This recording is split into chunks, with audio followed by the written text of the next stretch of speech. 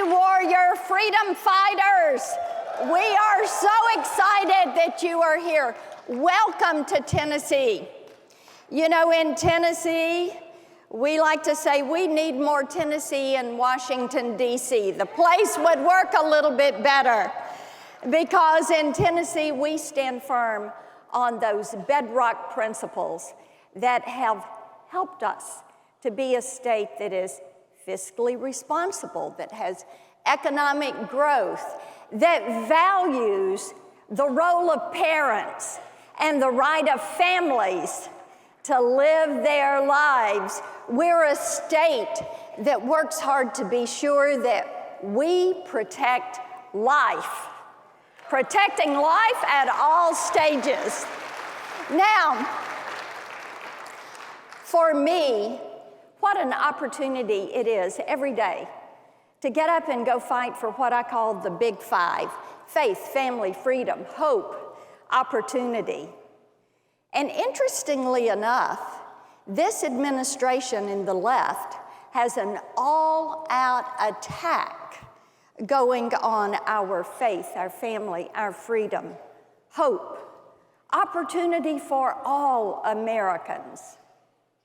And we see it play out every day. Just take a look at what all is happening right now in attacks on your faith, attacks on your religious liberty. Go back to the Obama years when they attacked the Little Sisters of the Poor on the issue of abortion. Look at what they're doing right now on the issue of life. And I know you, like me, are praying every day for our Supreme Court justices, for their safety, for their protection, and for the decision in the Dobbs case. We pray over this. We know that they're attacking our religious liberty in those ways. Because see, here's the thing about it. For the left, your religious liberty, you protecting and practicing your religious liberty impedes their agenda. Because what their goal is for a secular America. Look at what they're doing to families. I think, though, that the left kind of ran into a buzzsaw with a group of people called mamas and papas. And you can take a look at what happened during the pandemic and the attacks that were there on our families. And we see this play out through education. And what has happened once parents realized that their children were not being educated but were being indoctrinated, they showed up, they went to the ballot box, and they voted out liberal school boards that were supporting teachers' unions, not supporting kids, that were teaching 1619, not teaching 1776. And it didn't matter if it was Virginia or San Francisco. Parents stood up and they said, we have had enough. I kind of like the fact that they're standing up because we the people are being the people in that case. And that is a good thing to happen. Now, when it comes to freedom, the attacks that we have seen on our freedom, whether it was during the pandemic with lockdowns or mandates, or whether it is in this administration where they're trying to control your life daylight to dark 24/7. Their goal is to limit your freedom and then just give you back what they think you deserve. I've got a message for the left. It is freedom, free people, and free markets that work out situations, that figure out how to solve problems. And we don't want the federal government taking control of our lives and then saying, okay, we're going to give you a little bitty bit of freedom back. We want to have that to practice our life, live our life as we want to. And, you know, they have pushed this attacking freedom so far that they even came up with this idea of a disinformation governance board. So they could control what you see and say and hear what you think, and how you vote. But fortunately, the people decided to stand up against this, and the Biden administration had to say, well, maybe that's not such a good idea after all. It's a really bad idea. But you know who's all in with them on this is big tech. And big tech tries to impede our freedom and control what we're seeing and saying and hearing. And I have to tell you, I've been censored so many times by big tech and the Silicon Valley oligarchs, I've lost count. The last one was a few weeks ago. I put up something about biological men ought not to be competing against biological women in women's sports. And Facebook took the post down. They said it was hate speech. But see, this is what they do when people tell the truth. This is what they do when people speak out.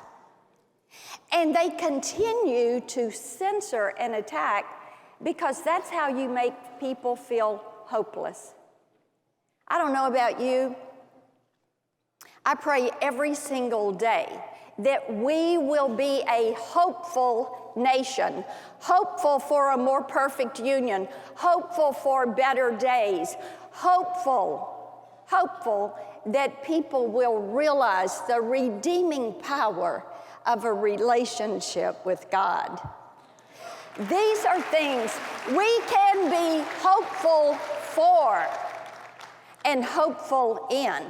Here is an area, talking about sports, women's sports is an area where people have, young girls have used Title IX for 50 years to have a level playing field, to be able to compete, to learn how to be on a team, to learn how to deal with hardship and adversity, to learn how to deal with success and failure. And now they are being told that in order to be inclusive and fair, you have to let biological males compete. Imagine if you had trained your entire life for one moment, and in that moment, it is a biological male on the podium, and you're second, third, fourth, or fifth. Imagine that. That's how you destroy a lot of hope. But that's what the left is doing to young women today. They're trying to erase womanhood and motherhood. But what should we expect from people that can't define the word woman? Just saying. They can't define woman because maybe they're not a biologist. Who knew? Who knew? And then you look at what they're doing to opportunity. Raise your hand if you think kids ought to be able to dream big dreams and make those dreams come true. I do too. I want children to dream those big dreams. I want them to have a land where they can live and make those dreams come true. I don't want them to think that the federal government is going to dictate to them what their future is going to be, what their dreams are going to be, that the federal government is going to control the outcome of their life. So, we know that our values are under attack. We know that our faith is under attack. So what are we going to do about it? And here's what we're going to do about it. In this year, the most powerful news network is the YOU. It is you talking to your friends and neighbors. And we need you to do that.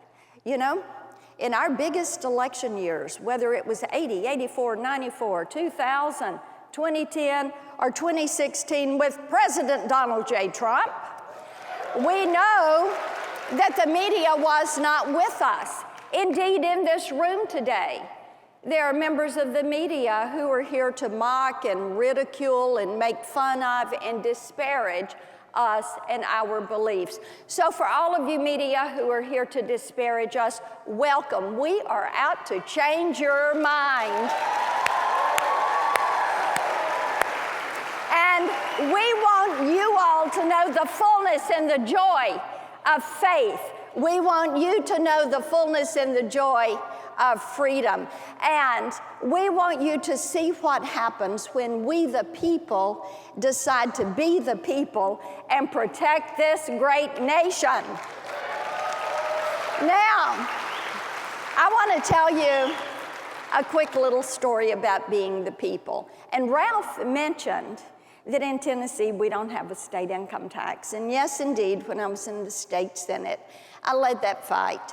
And it wasn't a 4-hour, 4-day, 4-week, 4-month fight. It was 4 full years. But at the end of that, we had victory.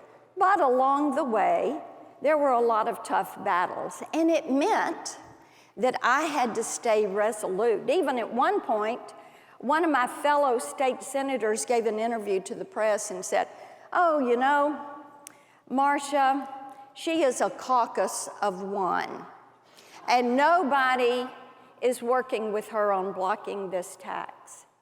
And that actually hurt my feelings for about 5 minutes.